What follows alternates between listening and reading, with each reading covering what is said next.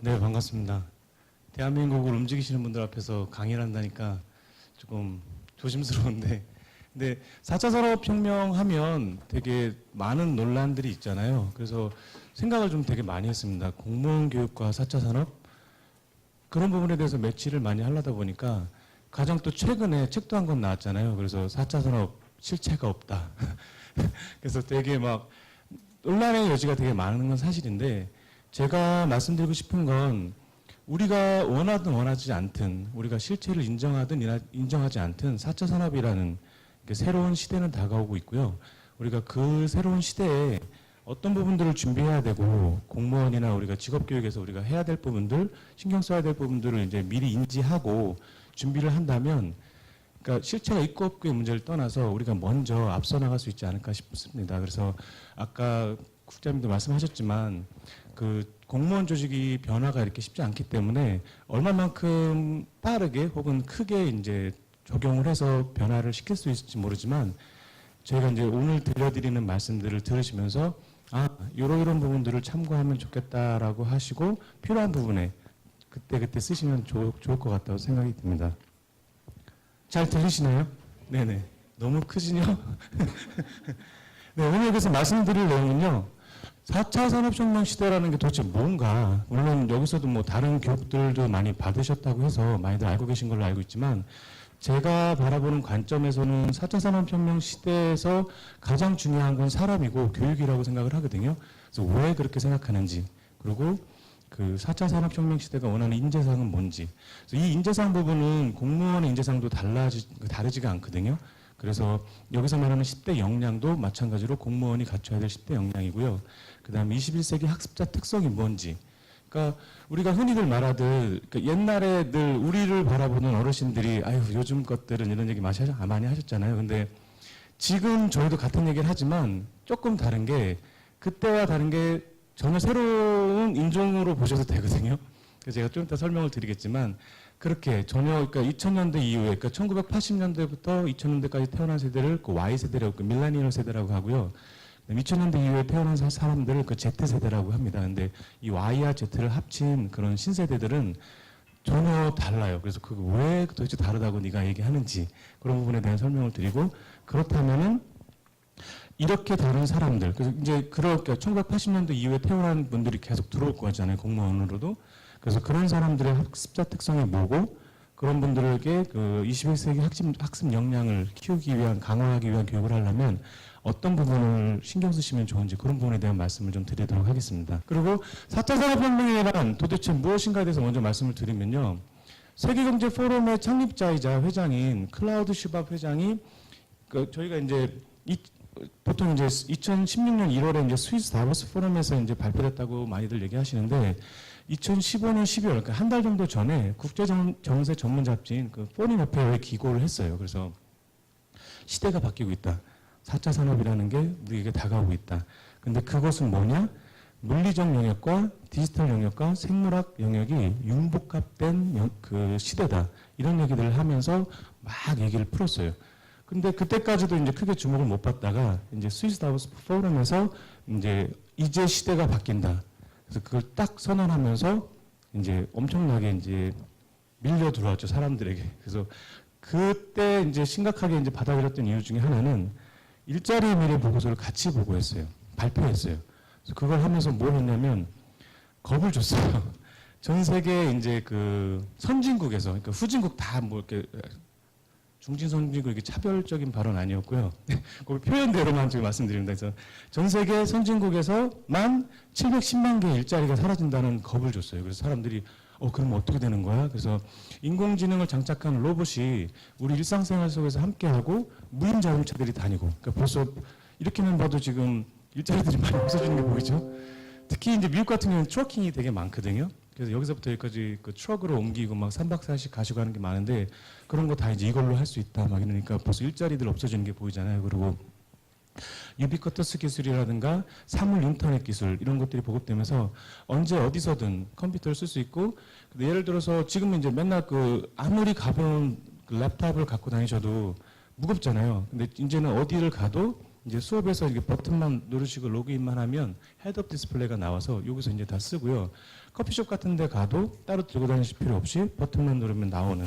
그래서 이제 핸드폰이 아니더라도 그러한 디바이스들이 이제 바로 보이는, 자동차에도 이게 운전하실 때 헤드업 디스플레이로 이제 앞에 이제 내비게이션 같은 거 보이는 게 있잖아요. 그래서 그런 식의 것들이 이제 많이 구현이 된다고 합니다.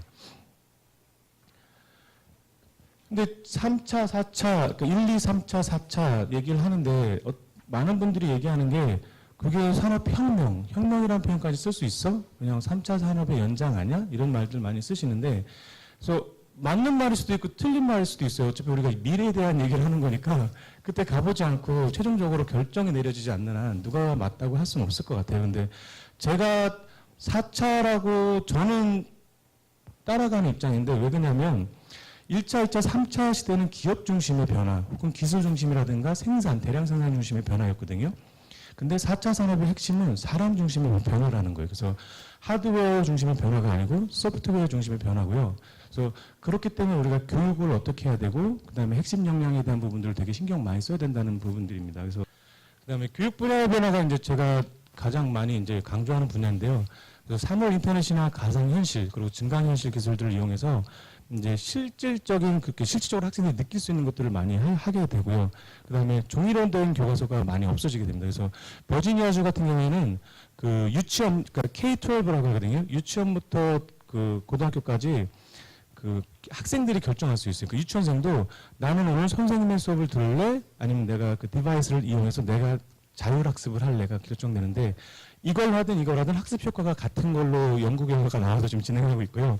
그래서 그런 식의 시대가 왔어요. 그 아이가 이제 오늘은 내가 공부하고 싶어요 그러면 자기가 할 수 있는 이런 시대가 좀 왔습니다. 그래서 그다음에 이제 그 우리가 예전 생각하시면요, 그 수학여행 같은 거 가면 이렇게 대형 버스에 올라타서 막 설레임도 있고 막 도시락 막 싸갖고 이렇게 가서 이렇게 그 지역을 보고 이렇게 하잖아요. 근데 예를 들어서 우리가 수학여행으로 여기 계신 분들이 공무원 연수 교육을 갔다고 하죠. 그래서 뭐 프랑스의 루브르 박물관을 갔어요. 그래서 2박 3일 일정으로 갔어요. 얼마나 많은 부분을 볼 수 있을까요? 근데 이제 모여야 되고 이제 입장해야 되고 거기서 뭐 몇 시까지 들어오셔야 되고요. 막 이런 거 하고 뭐 3명씩 그룹입니다. 막 이런 거 하면 되게 시간이 많이 뺏기거든요. 근데 이제 지금 이렇게 보이는 것처럼 이제 증강현실도 이용하고요. 가상현실을 이용해서 그 안에서 다 이제 실내 모습을 볼 수 있는 거예요. 그래서 저도 그런 부분들이 처음에는 뭐 그냥 이렇게 보고 눈앞에 튀어나오는 거 옛날에 뭐 그런 비슷한 거랑 다 비슷한 거 아닐까 생각했는데, 고개를 돌려보시면 아마 확연히 좀 차이가 느껴져요. 이렇게 고개를 돌리면, 그러니까 그 내셔널 지오그래피에서 만든 그 VR 360라는 그 유튜브 동영상이 있는데, 거기 보시면 이게 상어가 앞으로 지나다녀요. 이렇게 고개를 돌리시면 이제 상어가 저 따라 이렇게 나와요. 그러니까 360도로 다 볼 수 있는 그런 게 나오거든요. 그래서 박물관을 다시 돌아가서 예를 들면 거기서 궁금한 게 있으면 버튼을 누르면 또 상세 정보들이 나오고요. 퀴즈도 풀고, 그래서 재미를 느끼면서 구석구석 되게 많은 부분들을 더 많은 정보를 얻으면서 볼 수 있는 이제 시대가 곧 거의 다 왔습니다. 그리고 이제 무크라는 거 많이들 다 들어보셨죠? 그래서 여기 한국도 K-무크도 있고 한데, 그래서 그 무크나 이제 무료 공개 강좌들을 이용해서 그 세계 석학들의 그런 수업들을 직접 들을 수 있게 됐고요. 근데 현재까지의 문제는 언어의 문제가 제일 크잖아요. 그래서 되게 좋다는 내용은 들었는데 내가 저걸 100%다 이해할 수 있는 정도의 영어라든가 혹은 중국어로도 되게 많이 나오고 있거든요. 중국어든가 이게 없다고 많이 얘기하는데, 지금 그 무료 번역 기술이 되게 많이 발달됐거든요. 그래서 예전 같은 경우에는 그 단어와 단어 혹은 문장과 문장 간의 그러니까 영어와 한국어 혹은 한국어와 일본어 이런 식의 그 번역들만 했어요. 그래서 인풋을 주면 얘가 생각해서 아웃풋을 내는 이런 것만 했는데, 최근에는 그 신경망 그 인공 그 AI 인공지능 기술을 이용한 신경망 번역 시스템이 개발됐어요. 그래서 지금 영어와 그러니까 한영만 얘가 공부를 했는데 만약에 0-2를 해야 돼요. 그러면 과거의 경험을 자기가 넣어서 이런 경우에 한영이 이렇게 번역이 됐던데 1하는 이렇게 번역되더라. 그러면 중간 과정을 없애버리고 이제 바로 이렇게 번역을 하는 거죠. 되게 똑똑해지고 있어요. 그래서 그런 부분들의 것들이 많이 나오고, 이게 제 주요 분야인데요. 그래서 빅데이터를 활용해서 그 그 학습 분석학이라는 걸 합니다. 그 러닝 애널리틱스라고 하는데 4차 산업혁명이라는 걸 주장한 스위스 다보스 포럼이 발표한 내용 중에 또 다른 힌트가 하나가 들어있는데요. 뭐냐면은 10대 역량을 발표했어요. 그래서 일자리 미래 보고서라는 거를 이제 발표하면서 10대 역량을 발표했는데 이 부분이 이제 제가 이제 말씀을 드리고 싶은 겁니다. 그래서 공무원에 있어서도 이런 10대 역량을 갖춘, 그래서 뒤에도 얘기하겠지만 이런 부분에 대한 역량 지표들이 또 있거든요. 그래서 역량 기반 학습을 어떻게 해야 되는가도 나중에 말씀을 드리겠지만 이제 제가 그리는 공무원 교육의 그 대시보드 같은 건 제가 이제 공무원으로 로그인을 하면요 이런 것들이 뜨는 거예요. 그래서 나는 복합 문제 해결 능력은 뭐뭐뭐 어느 정도 레벨이고 비판적 능력은 어느 정도 레벨이고 창의력은 어느 정도 레벨이고 보이고 내가 4급으로 승급하기 위해서 3급으로 승급하기 위해서는 어떤 부분들을 어떻게 채워야 되는가, 이걸 채우기 위해서는 어떤 수업을 들어야 되고 어떤 세미나를 들어야 되고 이런 것들이 이제 제시가 되는 거죠. 그래서 자신의 역량을 자기가 관리할 수 있는 그런 부분들을 좀 보여주면 좋겠다 이런 생각이 좀 들고요. 그래서 10가지를 말씀드리면 복합 문제 해결 능력, 이게 순서입니다. 순서, 중요도 순서고요. 비판적 사고 능력, 창의력, 그다음에 인적 자원 관리 능력, 협업 능력, 감성 능력, 판단 및 의사결정 능력, 서비스 지향성, 협상 능력, 인지적 유연력, 이렇게 10가지가 있습니다. 근데 재밌는 건요, 2015년도가 이제 3차 산업혁명 시대고요, 2020년도가 4차 산업혁명 시대입니다. 그래서 두 가지 10대 역량을 이제 비교를 해보면 복합 문제 해결 능력은 똑같았어요. 이건 계속 중요한 거고요. 근데 보면은 품질 관리 능력과 적극적 경청 능력이 사라졌어요. 그리고 새로 들어온 게 인지적 유형 능력하고 감성 능력이 들어왔어요. 그래서 저는 감성 능력과 인지적 유형력을 좀 집중해서 우리가 좀 신경 써야 되지 않나라고 생각하고요. 그다음 창의력이 10위였는데 3위까지 급등했어요. 그래서 이제는 창의력과 감성력, 그다음 인지적 유형력을 가진 인재가 4차 산업혁명 시대에 필요하구나, 이런 부분들을 좀 보실 수 있을 겁니다. 그래서 보면은 나머지는 그대로 있지만 순위 변동만 있거든요. 근데 그런 것들은 되게 새로 진입했거나 급격하게 증가했기 때문에 좀 우리가 주의 깊게 좀 보면 좋겠다 이런 생각이 좀 듭니다. 그래서 하나하나 이제 먼저 보면요. 지금 몇 시죠? 네. 그래서 하나하나 먼저 보다 보면은 이제 복합 문제 해결 능력은, 그러니까 여기서 몇 가지를 제시한 거는 어디서 제시한 거냐면요. 그 미국의 노동부의 직업정보 네트워크라는 그 콘텐츠 모델이 있거든요. 그 직업정보 네트워크에. 그래서 거기에서 이제 정의된 것들, 정리한 것들을 토대로 이제 뽑아서 말을 하는 거예요. 그래서 올해는, 그러니까 이번 시대에는 이런 게 그 핵심 역량이다, 그런 것들을 발표를 합니다. 그래서 그거에 따르면 이제 복합 문제 해결 능력은 복잡한 현실 세계 상황에서 발생할 수 있는 새롭고 불분명한 문제를 해결하는 능력이라고 정의를 합니다. 그러니까 아까도 말씀드렸듯이 이제 우리가 공무원으로서 접할 일들은 듣도 보도 못한 일들이 막 접해질 거예요. 그러면은 우리가 법안을 펼쳐보죠. 그래서 여기 없네 그러면 안 해 이러면은 한국은 이렇게 도태가 될 수 있잖아요. 그러니까 그렇다면은 여기에는 없지만 이걸 어떻게 풀어나가고, 그렇다면은 융복합이니까 얘와 얘가 합쳐진 거네. 그러니까 그런 식의 이제 해석 능력이라든가 복합 문제 해결 능력이 이제 필요한 거죠. 근데 그럼에도 불구하고 법대로 안 했다가 또 큰일 나잖아요. 그래서 그런 부분에 대한 것들을 어떻게 또 제한을 하고 예산 편성 같은 걸 할 수 있는가, 그런 부분에 대한 것들이 이제 역량이 좀 많이 필요하게 될 것 같고요. 그다음에 비판적 사고 능력은 논리와 추론을 이용해서 주어진 문제에 대한 다양한 해결 방안이나 문제 접근 방식들이 장단점을 비교하고 분석할 수 있는 능력이라고 합니다. 그래서 그 3차 때 4위였다가 지금 4차 산업혁명 때 2위까지 올라갔고요. 그래서 그런 부분들을 생각하면서 비판적 사고 능력과 이제 그 복합 문제 해결 능력은 이제 친구 관계처럼 생각하시면 돼요. 되게 밀접하게 같이 붙어가거든요. 그다음에 창의력은 그 아까도 말씀드렸지만 12에서 3이요. 그다음에 그 내용은 일정한 주제나 상황이 주어졌을 때 기발한 아이디어를 도출해내거나 문제를 해결해가는 과정에서 이제 창의적 방법을 제안하는 겁니다. 그래서 우리들 흔히 보면은 막 창의력은 막 그냥 되게 기발하고 무슨 뭐 엉뚱하면 된다고 생각하는데, 다시 보시면 일정한 주제나 상황이 주어졌을 때 기발한 아이디어를 도출하거나 문제를 해결하는 과정에서 창의적 방법을 제안하는 거예요. 그러니까 그런 친구들이 이러한 창의적인 방법을 제안할 수도 있지만 그냥 독특하기만 한 친구일 수도 있어요. 그래서 그런 부분들을 우리가 생각을 좀 해야 되고, 그러니까 창의라는 부분들이 그냥 막연히 독특하기만 해서는 되는 건 아니고요. 민첩장 관리 능력은 이제 여기 말한 것처럼 이제 특정 업무에 가장 잘 맞는 사람들을 선별하고 동기부여와 체계적이고 효율적인 관리를 통해서 이제 최대 업무 성과를 거둘 수 있게끔 하는 능력, 이런 부분들도 이제 공무원으로서 되게 좀 필요한 능력 같고요. 그 다음에 협업 능력은 상대방의 행동에 따라서 자신의 행동을 조절하는 능력입니다. 그래서 그러니까 보통 우리가 이제 업무를 진행하다 보면 한 부서에서 해결되는 것들이 없잖아요. 그래서 그런 부분들이 이제 좀 필요합니다. 그래서 여러 분야들이 같이 이제 일을 할 수 있게끔, 그래서 그런 것들을 함께 할 수 있는 역량들이 좀 많이 필요하고요. 감성 능력이 처음 들어왔잖아요. 그래서 감성 능력을 보면 상대의 반응을 인지하고 상대방이 왜 그렇게 반응했을까라는 이해 능력이라고 합니다.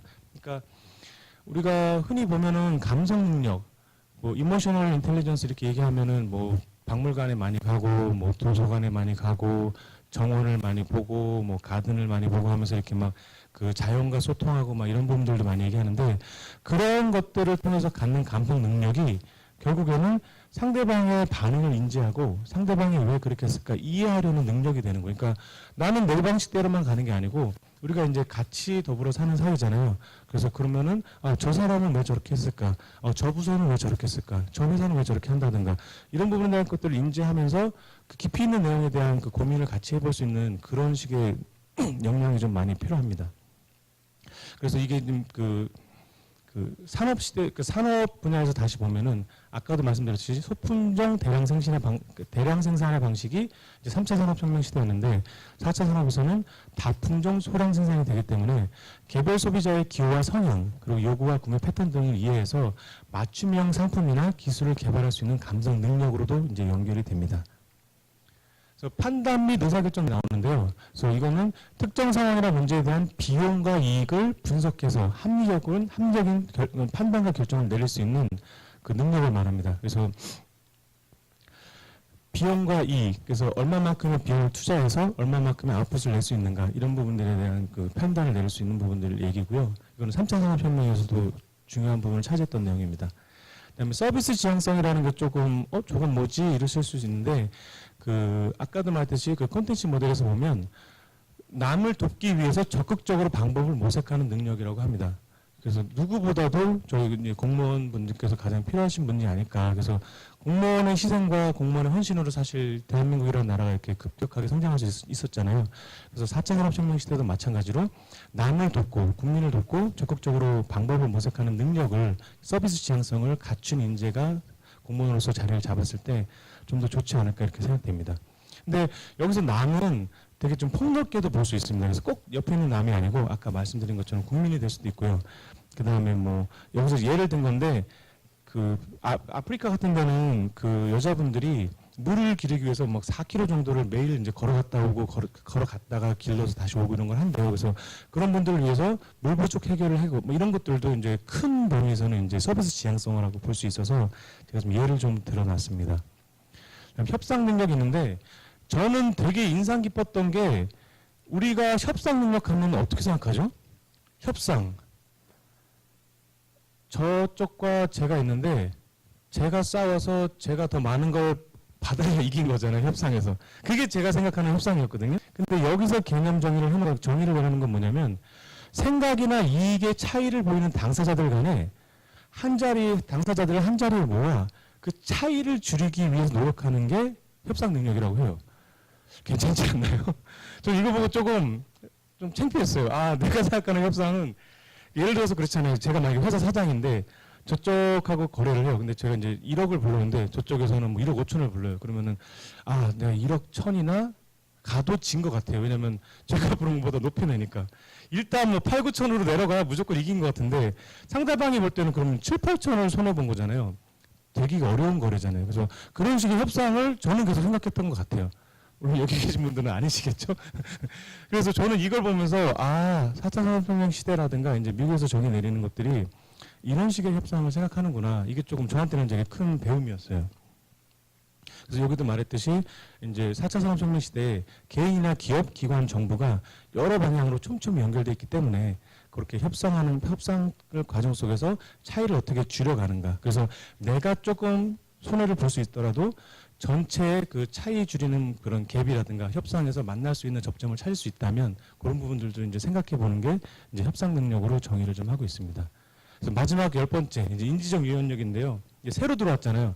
새로 들어와서 한번 다시 정의를 보자면 여러 일을 다양한 방법으로 재배열하고 재구성하기 위해 다양한 종류의 규칙이나 원리를 적용할 수 있는 능력입니다. 그래서 이 부분이 왜 필요하냐면 아까도 말씀드렸듯이 4차 산업혁명 시대에 우리가 접하게 되는 문제들은 듣도 보도 못한 문제들이 막 나올 거예요. 도대체 왜 니네 부서가 이걸 하고 있니? 니네 이런 회사인 줄 알았는데 왜 이렇게 붙어서 저거와 같이 하고 있니? 이런 일이 되게 많이 생길 거예요. 그랬을 때 이제 인지적 유연력을 발행해서 이용해서 이렇게 저렇게 이런 방법을 해볼까 이런 것들이 필요한 거죠. 그래서 제가 이제 책에 예를 하나 든 거는 만약에 그 서울 본사에 있는 직원이 회의를 해야 돼요. 그렇다면은 어떤 방법을 찾을까라는 의문을 던지면 대부분 얘기하거든요. 저는 비행기를 타고 가겠습니다. 그게 가장 빠르고요. 저는 차를 타고 가겠습니다. 왜냐하면 이건 길만 잘 뚫리면 제가 원하는 시간에 바로 가깝게 갈 수 있기 때문에요. 저는 기차를 타겠습니다. 저렴하기도 하고 되게 길과 이런 거 상관없이 공항까지도 갈 필요도 없고 이런 얘기를 많이 할 텐데 인지적 유연력이 조금 높은 사람은 어떻게 대답하냐면 화상회의를 하시죠. 굳이 거기까지 가는 동안 3-4시간을 소비하고 하지 말고 그 시간에 화상회의를 하고 그 시간에 보다 효율적인 결정들을 내릴 수 있지 않겠냐라는 얘기를 할 수 있거든요. 그래서 주어진 보기가 아닌 보기 밖의 얘기들을 할 수 있는 그런 능력들이라고 한번 생각해 주시면 바로 좀 가깝게 이해가 좀 빠르게 될 것 같습니다. 그래서 요거까지 하고 이제 질문 좀 받을게요. 그래서 사회적 기술과 인지적 능력이라고 제가 이제 두 가지를 크게 이게 큰 카테고리거든요. 아까 역량 그 10가지 중에 이렇게 왜 제가 나눠서 봤냐면 그 아까 말했던 것처럼 이제 그 미국 노동부의 그 컨텐츠 그 오넷 컨텐츠 모델을 보면 협업 능력, 감성 능력, 서비스 지향성, 협상 능력이 전부 사회적 기술 영역에 속합니다. 그리고 창의력과 인지적 유연력은 인지적 능력에 속해요. 그래서 제가 말씀드리고 싶은 건 4차 산업혁명 시대에 요구되는 인재상은 비판적 사고를 갖고 사회적 기술과 인지적 능력을 토대로 다양한 방식으로 복합 문제를 해결할 수 있는 융복합형 인재다 이렇게 제가 정의를 내립니다.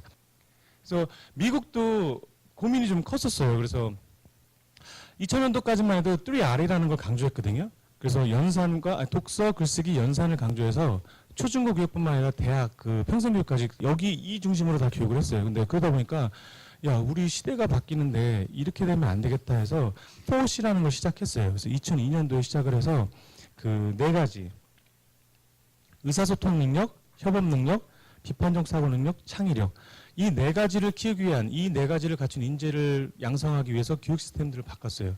그래서 보면은 이제 그 주입식 교육을 지향하고 그다음 토론식 교육을 확대했고요. 그다음 초중고 대학뿐만 아니라 그 평생교육까지 전체 교과 과정 이런 것들을 집어넣어서 그러니까 예를 들어서 그런 겁니다. 그러니까 한국에서는 1 더하기 1은 뭐야 그랬을 때 2입니다 그러면 넌 맞았어. 근데 1입니다 그러면 나가 손독했어. 이렇게 되잖아요. 근데 그게 아니고 너는 왜 1이라고 생각하니? 하면서 얘기를 시작해요. 그리고 옆에 친구는 그런 식이면 저는 3인 것 같은데 그럼 막 이렇게 그래서 그거를 끌어나면서 계속적으로 아이들이 사고를 확장할 수 있고 창의적으로 생각할 수 있게 하거든요. 근데 그럼에도 불구하고 우리가 수학은 약속이잖아요. 그래서 계속적으로 확대해 나갈 수 있는 것들은 놔두는데 그게 약속이기 때문에 그거를 배워야 될 내용들은 다시 돌아옵니다. 그래서 너희들의 생각들 다 좋고 맞는 의견들인데 우리 수학계는 약속이라는 게 있어. 그래서 플러스라는 걸 하면 얘와 얘가 합쳐진 그래서 1과 1을 더했을 때 2라는 걸로 나와. 근데 나머지 부분들에 대한 의견이 넌 틀렸다가 아니고 넌 다른 의견이고 그건 되게 좋다라고 얘기를 해줘요. 그다음에 이제 이런 분들에게 이제 그런 10대 역량을 키우기 위해서는 어떻게 수업을 해야 되는가. 그래서 이제 여기 이제 연수원이니까 그 좀 이 부분을 좀 강조해서 설명을 드리고 싶은데요. 첫 번째는 이제 학습자 중심으로 수업을 해야 되고 멀티미디어 활용 수업을 해야 되고 그다음에 수업의 개인화, 그다음에 창의 수업, 그다음에 역량 기반 수업, 토론식 수업, 체험 학습, 그다음에 협업 학습 이렇게 제가 뽑아봤습니다. 그래서 그거에 대한 구체적인 이제 얘기들을 드릴 텐데요. 학습자 중심 교육은 아까 처음에 언급해드렸듯이 20세기 교육의 목적이 지식의 전달이었다면 21세기 교육의 목적은 지식의 공유입니다. 그래서 그 4차 산업혁명 시대의 수업은 정해진 커리큘럼을 일방적으로 우리가 내용을 전달하는 것이 아니고 일단은 공무원 연수원 내에서도 주제를 하나 던져주면 그 주제를 해결해 나가는 과정들을 이제 각자 해볼 수 있고, 근데 물론 결과적으로 다시 돌아와서 그게 꼭 알아야 되는 법률이 있었고, 그게 꼭 알아야 되는 그런 게 있으면 다시 돌아와서 그거는 정의를 내려주는, 그러니까 한 번 짚고 넘어가면 되는 거고요. 그 다음에 그 개별 학생들이 스스로 학습 목표를 정하기 때문에 그 다른 사람들 거를 보거나 컨닝할 필요가 없고요.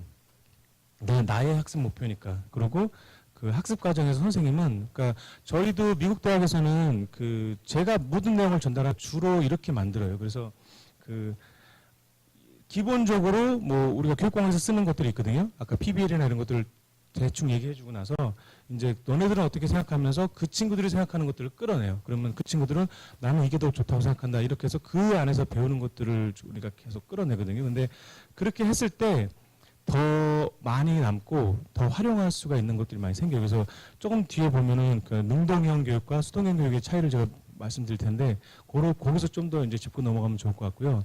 그 다음에 멀티미디어 활용 수업하면 그건 너무 뻔한 거 아니야? 요즘 우리 다 하고 있는데 이렇게 하실 수 있어요. 근데 그냥 단순히 이제 동영상만 보여주는 게 아니고요. 거기 안에서 이제 이야기를 만들거나 아니면 동영상별로 짧게 이제 다시 편집을 해서 이야기가 내가 고르는 것에 따라서 바뀔 수도 있고요. 그 다음에 이제 그 선형 학습이 아니고 비선형 학습을 하는 겁니다. 그래서 1, 2, 3, 4, 5, 6으로 가는 게 아니고, 그러니까 수업에서는 중요한 게 이제 그 러닝도 중요하지만 언러닝도 중요하거든요. 그래서 내가 이미 아는 부분들에 대한 것들은 건너뛸 수 있는 것들이 있어야 되는데, 우리 대부분의 수업은 무조건 끝까지 가야 돼요. 그러니까 중간에 지루하고 나 다 아는 내용인데 이제 팔짱 끼고 있다가 자게 되고 막 이런 것들 많이 발생하잖아요. 그래서 그런 부분에 대한 것들 좀 생각해 볼 만하다. 그리고 수업 개인화. 그래서 그 역량이라는 것 자체가 개인적인 거잖아요. 그래서 아까 그 답변하면서도 말씀드렸지만 모든 사람이 모든 걸 다 100점 맞는다는 건 그거는 이제 수행 중심 평가에서 우리가 얘기를 하는 거고요. 역량 중심 평가에서는 모든 사람이 모든 부분에 대해 100점 맞을 필요가 없고, 내가 내 업무를 수행하기 위해서 직무 역량과 이제 핵심 그 개인 역량이 있거든요. 그래서 직무 역량 부분이나 이제 개인 역량 부분에 대한 것들을 채우면 되는 겁니다. 그래서 요거가 이제 제가 주로 이제 많이 얘기하고 싶은 건데, 그러니까 서로 다른 개성과 장점을 가진 다양한 학생들을 한 교실에 모아놓고 모든 똑같은 내용을 가르친 다음에 줄을 세웁니다. 너는 100점짜리, 너는 빵점짜리. 그러니까 여기서부터의 시작이 우리가 바꿔야 되는 시작이라고 생각하는데, 이게 우리 공무원님들이 바꿔주지 못하면 바뀌기가 힘든 내용이잖아요. 그래서 좀 강조하고 싶었던 내용이고요. 이게 왜냐면 다른 기업 특강이나 학교 특강 가서 얘기하면 우리가 할 수 있는 일인데요. 이렇게 고개를 가로가로 저으신데 여기서 아마 끄덕거릴 수 있을 거예요. 내가 할 수 있는 일입니다. 네. 그것 좀 이제 많이 감안해 주시면 좋을 것 같습니다. 그다음에 창의 수업 같은 경우에도, 그러니까 여기서 말씀드리는 것들이 이렇게 하면 창의력이 엄청 커진다 이런 부분이 아니고, 이런 부분들을 고려해서 수업을 설계했을 때 창의력을 개발하는 데 도움이 된다는 정도를 받아주시면 좋겠고요. 그래서 그 주어진 문제와 정답을 암기하는 수업이 아니고, 그 제가 이제 막 적으면 그거 다 받아 적으신 다음에 시험 때 거기서 틀리면은 막 점수 빼고 이런 거 수업이 아니고, 다양한 관점에서 문제를 바라보고 다양한 답을 제시할 수 있는 그런 수업을 설계해야 됩니다. 그래서 그렇게 했을 때 이제 창의적 수업이 되는 거지, 우리가 이제 수업은 그대로 다 하고, 자 이제 창의 시간이다, 우리 10분 남았어, 지금부터 창의적인 얘기해야 돼, 막 이런 식으로 진행하면 될 수가 없는 거죠. 그래서 이거를 수업 설계 시부터 아예 그냥 문제 답이 없거나 불분명한 그런 문제들을 제시를 하는 거예요. 그러고 나서 그거를 수업 주제와 관련돼서 풀어나가면서 이제 창의력과 상상력을 통해서 이제 그런 것들을 개발할 수 있게 되는 거죠. 역량 기반 수업은 이제 아까 제가 처음에도 말씀드렸지만 좀 더 자세히 얘기한다고 했는데요. 그래서 보면 역량에는 이제 우리 NCS라고 해서 한국에서 많이 하고 있더라고요. 직무 역량과 그다음에 이제 그 능력이 있습니다. 그래서 지식과 기술이 이제 직무 역량 파트고요. 그다음에 능력의 파트가 이제 그 핵심 역량 파트예요. 그래서 여기에는 아까도 말씀드렸듯이 이제 의사소통 능력, 그다음에 창의 능력 뭐 이런 식으로, 그다음에 복합 문제 해결 능력 이런 부분이 들어가서 되게 개인적인 부분입니다. 그래서 이거를, 그러니까 지식과 기술 부분은 이제 객관적인 부분이고요. 개인적인 부분이라서 그 역량 중심의 교육을 할 때는 이제 그 개인 중심의 교육이 됩니다. 그래서 개인 중심의 교육이라고 해서 가르치는 게 개인적인 게 아니고, 그 내용에서 내가 받아들이는 부분들에 대해서 이제 이거를 했을 때 나는 커뮤니케이션 같은 경우는 3이 올라가고, 그러니까 그게 나중에 이제 표 같은 거 좀 보여드릴 거거든요. 그 다음에 이제 뭐 회복 같은 경우는 2가 올라가고 이런 부분들을 그러니까 수업에서의 고리, 그러니까 목표가 있고요. 개인의 고리, 그러니까 목표가 따로 설정이 됩니다. 그런 식으로 진행하고 있고요.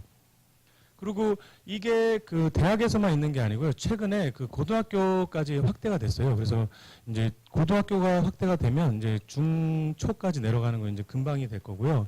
그래서 이게 그 미국의 100대 명문 사립고등학교가 이제 우리는 그 수학 80점, 뭐 랭귀지 뭐 50점 이런 식으로 성적표를 발행하지 않고 역량 중심으로 성적표를 발행한다고 공표를 했어요.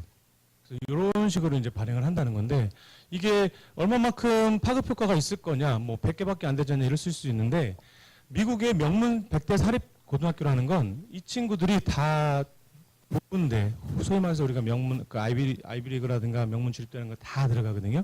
그러니까 여기서 영향을 미치는 건 아래로 다 영향을 받을 수밖에 없어요. 그래서 학교가 고등학교가 이렇게 바뀌면 대학에서도 저렇게 되면 우리 입시를 어떻게 하지? 지금까지 그 성적별로 뽑았는데 이제 역량별로 뽑아야 되는 이런 상황이 발생하는 거예요. 그래서 그 대학도 역량 중심으로 바뀔 뿐만 아니라 이제 고등학교도 역량 중심으로 바뀌고 있다라는 걸 말씀드리고 싶었고요. 그래서 새로운 역량 중심 성적표에는 그 분석력, 분석적 비판적 사고 능력, 복합적 의사소통, 그다음 리더십과 팀워크, 디지털 양적 리더십, 그다음에 적응력과 진취성, 모험 정신, 그다음 진실성과 윤리적 의사결정, 마음의 습관 이런 내용들이 들어 있습니다. 그래서 각각의 그 고등학교 수업에서 수학이니 뭐 보통 이제 그 영어니 히스토리니 이런 거 배우는 역사니 이런 거 배우는데 그런 거에서 이런 것들이 어떻게 뽑아 나오는지 아까 제가 처음에 보여드렸던 그 표처럼 뽑아서 이런 식으로 이제 표현을 하겠다는 거고요.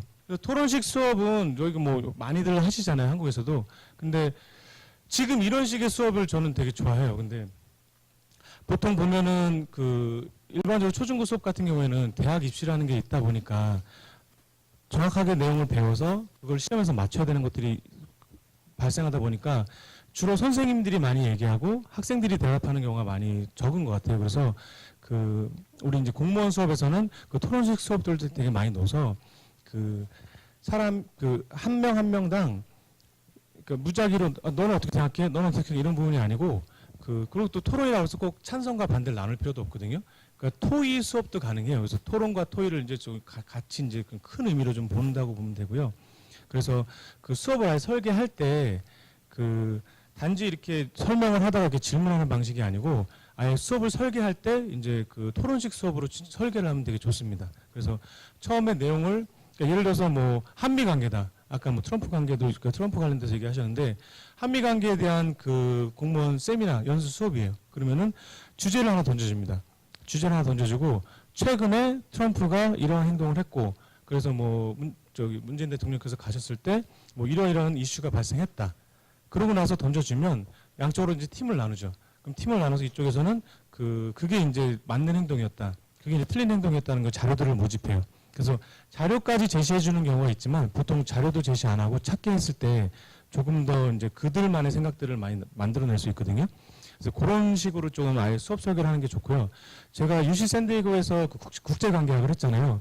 근데 그때 저희가 했던 것 중에 이제 그 UN 그 모의 UN 수업이 있었어요. 그래서 그때는 그 이스라엘하고 그 팔레스타인 그 두 개 양국에 문제가 하나 있었거든요.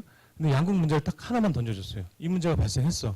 그럼 저는 이제 미국 쪽 대표였고, 그럼 프랑스 대표 이렇게 각국의 대표들이 이제 하는데 거기 하면서 배웠던 것 중에 하나가 이 두 나라의 문제가 이 두 나라 사이에 해결될 수 있는 게 하나도 없구나. 그런 부분들 되게 많이 느꼈거든요. 그래서 뭐 프랑스는 여기에 뭐 뭘 갖고 싶고 영국은 뭘 갖고 싶고 러시아는 뭐 어떠한 이권을 갖고 싶고 막 이런 부분들 때문에 이 둘 간에 사실 악수하고 그냥 끝내고 싶은데 그게 안 되더라고요. 근데 그게 이제 그 친구들이 저는 또 미국 쪽 입장에 대해서 막 찾아서 이제 발표하고 했었는데 그런 부분들의 수업을 하면서 되게 많이 배웠던 것 같아요. 그래서 그냥 단지 만약에 선생님이 이렇게 하기 때문에 러시아 입장은 이거고 뭐 프랑스 입장은 이거고 이런 식으로 설명을 했으면 과연 제가 그렇게 많이 받아들일 수 있을 수 있었는지 전 좀 살짝 의문이 되거든요. 그래서 토론식 수업은 이제 설계 자체를 아예 그렇게 하면 좋다는 거고요. 체험학습 방법이 아까 처음에 중간에 말씀드린 그 러닝 바이 도잉에 대한 건데 그래서 선생님이 알려주시는 내용을 귀로만 듣고 아는 것이 아니고 배운 내용을 여러 번 이제 사용하면서 친구들과 뭘 해보기도 하고 설명하면서 이제 그 학습하는 방식이고요. 이게 러닝 피라미드라고 합니다. 그래서 그 1946년도에 에드거 데일 교수가 이제 만든 건데 그 보면은 저도 이제 수업을 하지만 제가 이제 이렇게 이런 식으로 얘기를 해서 수업을 한 내용은 하루가 지나서 제가 다시 물어보면 5%밖에 기억이 안 난답니다. 되게 좀 슬픈 현실이죠. 근데 이제 방금 드린 이제 교재 있잖아요. 그 교재를 보면서 다시 그 보신 내용들은 이제 10%가 기억이 나고요. 그다음에 시청각 자료로 이제 뭐 보여주면서 시청하고 하면은 20% 정도가 기억이 난답니다. 그다음에 제가 이제 뭐 어떤 시험 같은 걸 이 앞에서 보여드리면 30% 정도가 기억이 남고요. 여기까지가 이제 그래도 계속 앉아 계신 거예요. 그래서 수동적인 학습이고요. 그다음에 이제 능동적인 학습 부분은 이제 우리 지금 하신 것처럼 이렇게 토론을 질문하고 답하면 이런 식으로 하면 50% 정도 기억이 난답니다. 아, 그 강사 그 대답 못했는데 그 대답 뭐 별로 마음에 안 들었는데 이런 걸 계속 하시면서 이제 직접 하신 내용들이니까 저랑 그 소통을 하신 거니까 이제 기억이 나고요. 그다음에 직접 행동으로 하신 거. 그래서 직접 나와서 저와 함께 뭘 한다든가 이랬을 때 75% 정도가 기억이 되고요. 누군가를 가르쳐 보면 이제 90%가 기억이 난답니다. 그래서 우리가 항상 그렇잖아요. 아는 것과 가르치는 게 다르다고 하잖아요. 그런 것처럼 제가 이만큼을 가르치기 위해서는 제가 지금까지 뭐 슬라이드를 1부터 지금 40페이지까지 왔다면 1부터 40만 알아서는 못 가르치죠. 그래서 1부터 한 400 정도나 한 4천 정도를 알아야 이런 내용들을 가르칩니다. 그래서 누군가를 가르치는 이런 경험들. 그래서 그 수업 내에서 그 플립티드 러닝이라고 많이 얘기하잖아요. 그래서 미국에서 하는 것들은 어떤 부분들을 많이 사고 있냐면요. 그 짧은 동영상 강의 듣고 그다음에 그 실습을 해보고 연습을 해본 다음에 수업에 와서 이제 그 서로 시킵니다. 그래서 다 이해한 사람, 그러니까 다 이해했다고 잘한 것도 아니고요. 다 이해 못했다고 못한 것도 아니에요. 그래서 물어보는 게 아니고 다 이해한 사람과 다 이해하지 못한 사람을 매치시켜줘요. 그래서 다 이해한 사람은 다시 한번 가르치면서 막 그 설명하잖아요. 옆 친구한테 설명하면서 다시 한번 90%를 할 수 있고요. 다 이해 못한 사람은 그 선생님의 입장에서 동영상을 찍은 거잖아요. 강의 동영상을. 근데 그게 아니고 학생이 자기가 이해하는 과정에 대한 내용을 통해서 설명해 주는 내용을 갖고 더 이제 많이 그 이해 그 능동적인 학습을 하게 되는 겁니다. 그래서 그런 식의 방식으로 많이 하고 있습니다. 그다음에 마이크로 러닝이라는 걸 좀 말씀드리려고 하는데요. 이거는 아까 말씀드렸듯이 그 새롭게 등장한 그 신세대들, 그래서 Y세대와 Z세대를 아우르는 그런 21세기 학습자들을 조사해 봤습니다. 그래서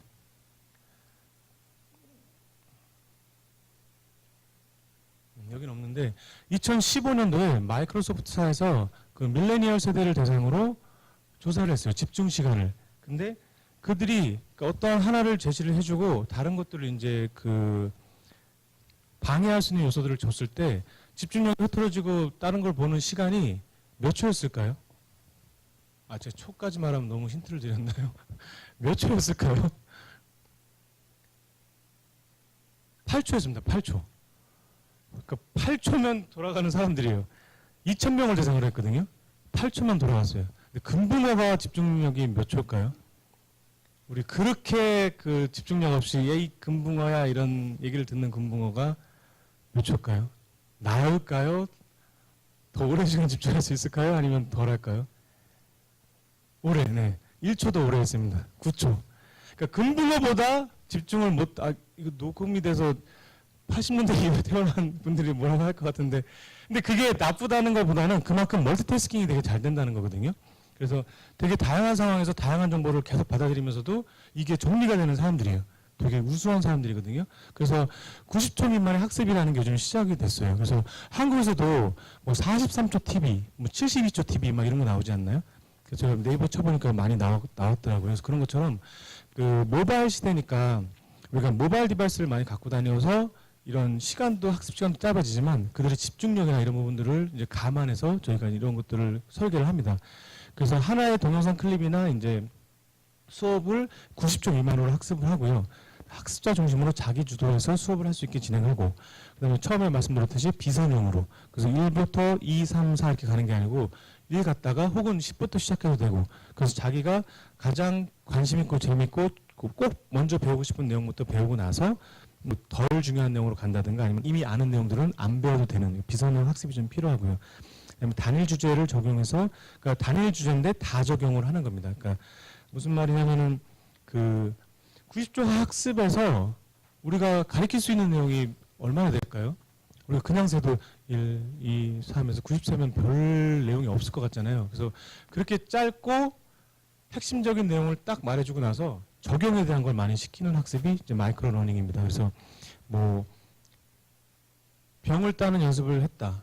아니면 뭐 맛있게 커피를 만드는 했다. 그런 90조 강의를 한 다음에 다양한 종류의 커피를 갖고 다양한 종류의 커피를 정말 맛있게 만드는 연습을 하는 거죠. 그래서 그런 식의 적용들을 많이 합니다. 그래서 그게 이제 마이크로 러닝을 하고 있고요. 그다음에 인터랙티브 리치 미디어 학습이라고 하는데 그 단지 동영상 강의로만 보여주는 게 아니고 거기 안에서 뭐 퀴즈도 먹고 더 많은 정보를 얻고 싶으면 눌러서 더 볼 수 있고 그래서 인터랙티브가 할 수 있는 그런 그 미디어를 이용한 학습을 하는 게 좋다고 생각을 하고요.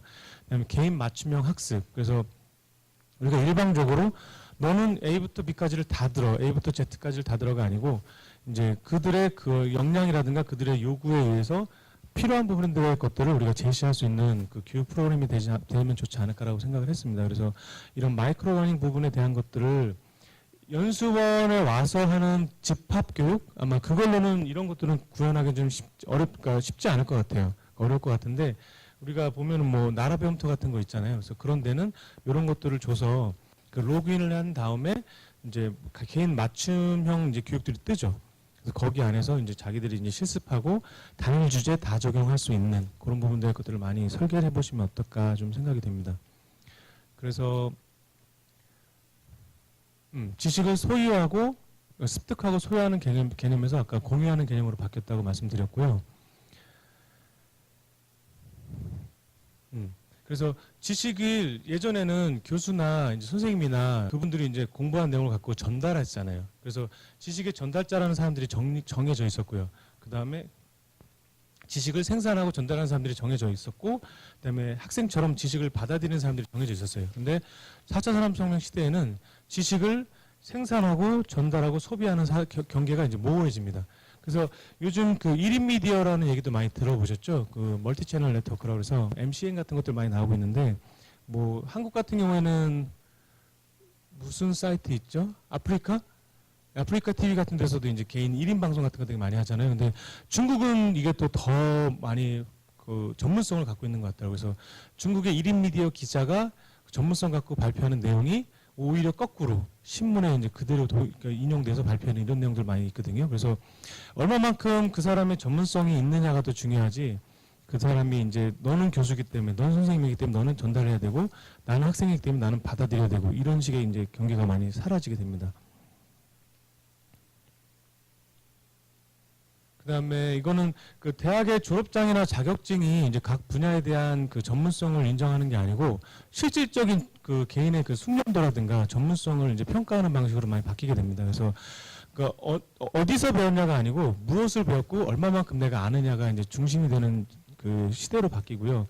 그래서 이런 부분들이 그 최근에 나온 경향 중에 하나가 뭐냐면 그 디지털 배지라는 거를 발행을 합니다. 그래서 디지털 배지는 어떤 거냐면 그 처음에 시작한 게 그쵸, 군 공무원이죠. 그 미국의 군 공무원들이 그 군대에서 2년이든 아니 한 10년, 12년 그렇게 뭐 측량이나 측지 뭐 한 분야에 대해서 일을 하다가 그 제대를 합니다.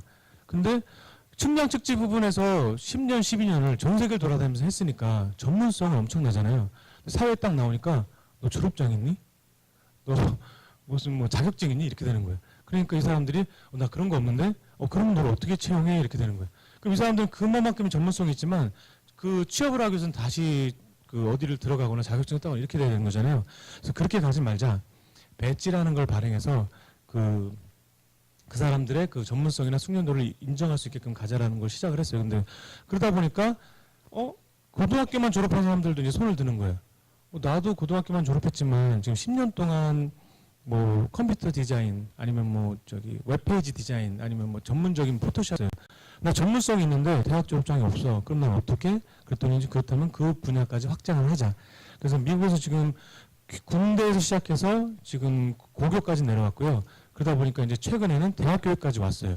그 대학 교육에서도 아까 그 역량 중심으로 보여드렸잖아요. 그래서 그 역량 그 기계공학과 사례를 보여드렸는데 거기서 나오는 내용들을 그 뽑아서 디지털 배지로 발행을 합니다. 그래서 뭐 커뮤니케이션에 대해서 받고 그다음에 뭐 컬러버레이션에서 받고 해서 그런 모은 것들을 이제 수업을 여러 개 듣잖아요. 여러 개를 들으면 합칩니다. 합쳐서 이제 왕배지 받고 뭐 이러면서 졸업할 때까지 이제 왕배지들을 받으면 이제 졸업이 되는 뭐 이런 개념으로도 좀 활용을 하고 있고요. 오지도 않은 배지인데 디지털 배지라고 그래서 그러니까 맞습니다. 그래서 뭐 이렇게 보이스카우트 같은 거 하면 받는 거잖아요. 그런 것처럼 그 자기가 이제 그 LMS 같이 그 학생 정보 시스템 있잖아요. 거기 들어가면 자기들의 배지들이 이렇게 보입니다. 그래서 이제 직접 주는 배지는 아니고 인터넷상에서 확인할 수 있는 배지들로 자기 역량을 이제 보는 걸로 바뀝니다. 지금 활용을 하고 있습니다. 그 다음에 그 마이크로 러닝이라는 표현을 제가 그러니까 자꾸 강조하는 이유는 그 모바일 디바이스의 이용이 증가되고 그다음 교육 3.0의 시대가 와서 이제 교육 환경이 변화됐기 때문에 이제 그 교육 그 온라인 수업을 설계하실 때 이제 시간적인 부분에 대한 것들을 많이 하면 좋을 것 같다는 거고요. 네, 여기까지가 제가 준비한 내용입니다. 네, 질문 없으시면 여기서 마치도록 하겠습니다. 감사합니다.